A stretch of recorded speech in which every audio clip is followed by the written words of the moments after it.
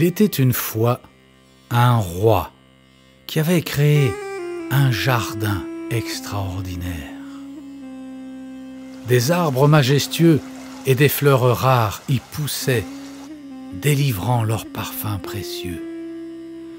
On y entendait le murmure des fontaines aux eaux rafraîchissantes, ainsi que le chant des oiseaux à la belle saison.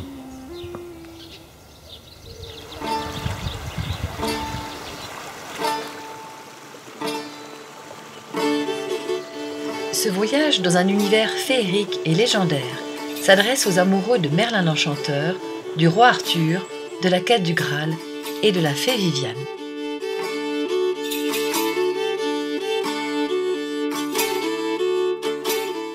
Avec le conteur Oségan, guide, héritier des bardes, premier prix national de poésie en France, partez à la découverte de la forêt de Brocéliande.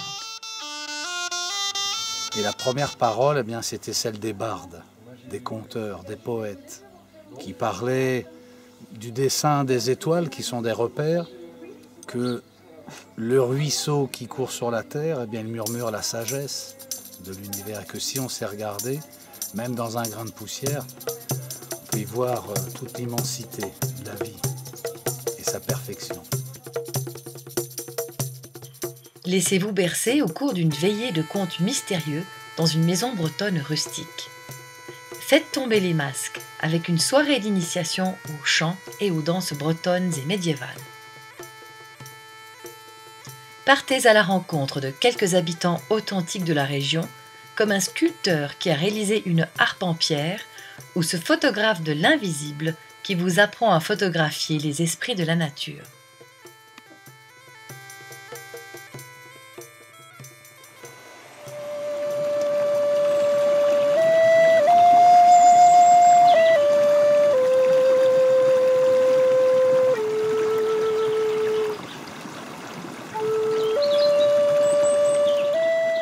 Vous voyez ? Donc tout n'est qu'amour. Quand on est amoureux, on ne voit plus les choses de la même manière. Le but de cet atelier, c'est de nous faire voir, comme je le disais tout à l'heure, les choses différemment. Donc on va essayer de trouver des elfes ou des personnages extraordinaires en Brocéliande. Allez, en avant. Allez, c'est parti. Tu sais, je vois un œil comme un œil de chouette. Oui, très beau symbole, parce que exactement, je vois la chouette.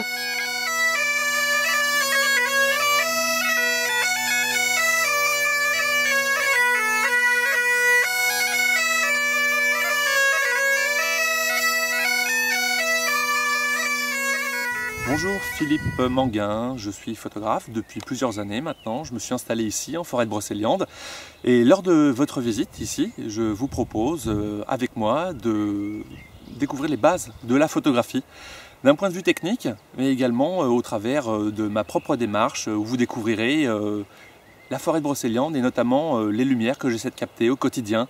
Voilà, je vous attends pour vivre ça avec vous. Vous rencontrez aussi des producteurs de fromage de chèvre bio, faits avec amour, qui ont démissionné de leur poste de cadre confortable pour se reconvertir dans une nouvelle activité qui donne du sens à leur vie. Si tu veux, moi je travaillais avant, j'étais chimiste avant, j'étais technicienne analyste pour une grande entreprise. Et rien que de voir le logo sur la fiche de paye, je pouvais plus travailler pour eux. Et le bio, à un moment donné, c'est devenu comme une évidence. On ne pouvait plus faire ce qu'on faisait. C'était plus possible. En étant agriculteur, on vit à l'essentiel, on va à l'essentiel. L'essentiel, c'est de bien manger, c'est d'être pleinement satisfait de ce qu'on fait, d'avoir cette qualité de vie qu'on n'avait pas avant. On peut grandir tous en étant solidaires et pour l'environnement, on a des actes à faire qu'on fait au quotidien.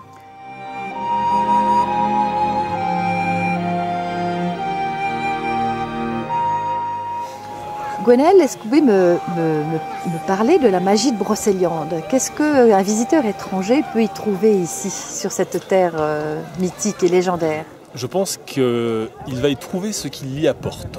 S'il arrive avec déjà une sensibilité, une certaine culture, une certaine approche particulière, il pourra trouver un territoire qui se prête à ses projections.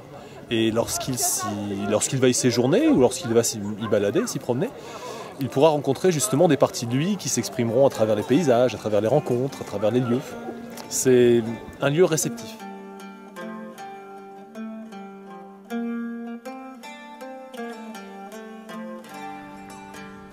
Chez nos ancêtres, n'importe qui ne pouvait être conteur. Il fallait connaître le savoir des anciens et être passé par l'initiation de la vie. Lorsque l'homme se présenta à la cour du roi de Castille, on le soupçonna d'être un espion à la solde de ces farouches guerriers venus du nord qui sillonnaient toutes les mers. Troubadour. Avait pour curieuse manière et habitude singulière de se présenter à la cour des grands comme dans les auberges plus modestes, en tournant et en dansant sur lui-même. Est-ce qu'on doit s'accorder justement dans la vie comme on accorde un instrument? Eh bien là, vous venez de partager à nos auditeurs le secret et le mystère de la harpe. Elle a été donnée aux hommes par les premiers dieux, selon une vieille légende, pour que les humains s'accordent et trouvent l'harmonie. Et on a vu dans l'Antiquité, dans les mythes irlandais, les bardes venir sur les champs de bataille avec la lyre ou la harpe et s'interposer entre les deux armées ennemies.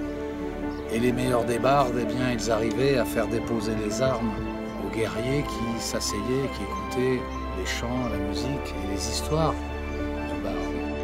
Plus qu'un simple passeur de mémoire, le conteur d'aujourd'hui s'abreuve au lait des étoiles et se nourrit de la chair de l'expérience, raconte Oségan. Dans le jardin où on l'accueille, il sème les graines du destin afin d'aller jusqu'au bout de soi-même. Seuls ceux et celles qui s'y rendent peuvent y rencontrer le monde et accomplir à travers eux l'humanité tout entière.